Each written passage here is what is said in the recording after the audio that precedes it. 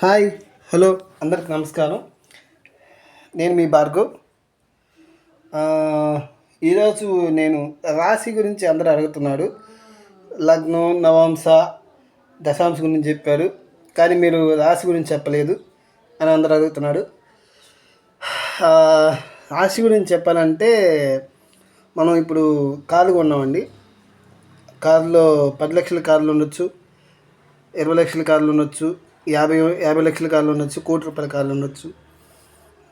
కానీ వాటికి 10 లక్షల కారుకి లైట్లు ఉంటాయి, 20 లక్షల కారుకి లైట్లు ఉంటాయి, ₹1,00,00,000 కారుకి లైట్లు ఉంటాయి. ఆ లైట్లు అనేది రాశి అండి. అంటే రాశి మీ మీ గమ్యం ఒకటే చెప్పద్ది, ఎలా వెళ్ళాలి అనేది మాత్రమే చూపించగలడు.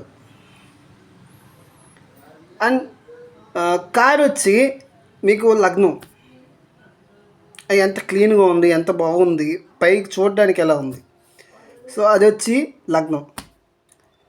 అండ్ అలాగే లోపల ఇంజిన్ వచ్చి మీకు నవాంశ అండి.